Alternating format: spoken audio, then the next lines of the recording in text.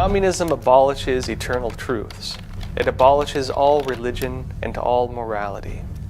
The bourgeois family will vanish as a matter of course when its complement vanishes, and both will vanish with the vanishing of capital.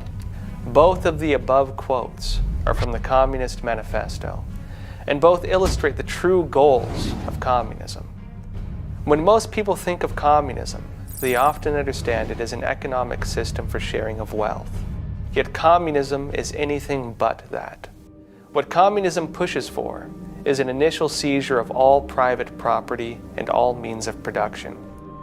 This would not go to the people, as socialist tyrants often claim, but instead to an all-powerful state and a massive bureaucracy.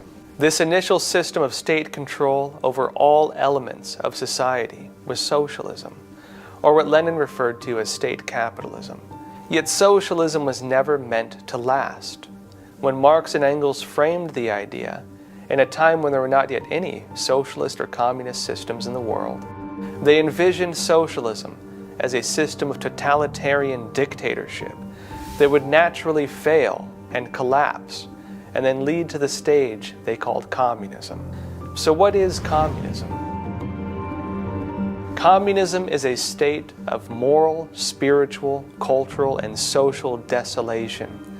It's an envisioned society where everything has been annihilated.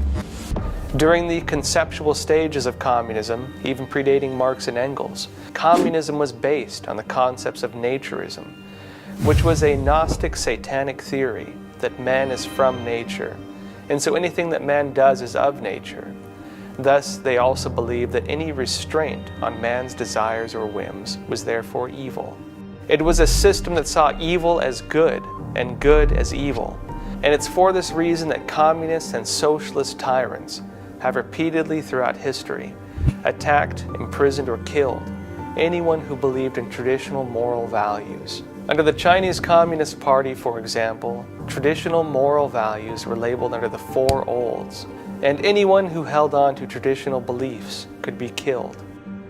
Communists, in order to realize their envisioned social state, understand that humankind will not willfully abandon belief in heaven, belief in families, and belief in their cultures and values.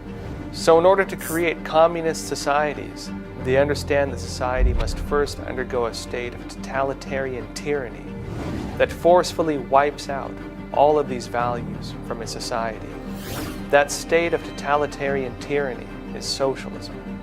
At the same time, Marx and Engels believed in social evolution, and they believed that conflict was the tool to drive society more quickly towards the final synthesis of communism. Part of this was based on the Hegelian dialectical theory that conflict leads forward, which Marx incorporated into his own concept of dialectical materialism. It's because of this theory, and under the communist goals of destroying tradition and belief, that socialist tyrants seek to label select members of society as class enemies to be attacked. These labels change under each socialist system, from Lenin's attacks on wealthy farmers to Hitler's attacks on the Jews, to Mao's attacks on landlords, and to today's socialist attacks on white males. Under socialism, there's always one group that society is intentionally driven to struggle against, and this is how communists drive forward their agendas. In addition, these tyrants establish labels to attack anyone who questions these policies. In 1967, Mao Zedong framed the concept of political correctness under the concept that anyone who supported his acts of genocide and tyranny was politically correct, and anyone who opposed it was not politically correct and could be labeled, attacked, or killed. Over the last century, communism has killed more than 100 million people. Desolation is the goal of communism. Socialism is the tyrannical system of government it takes in order to achieve its goals, and struggle and hatred are its tools.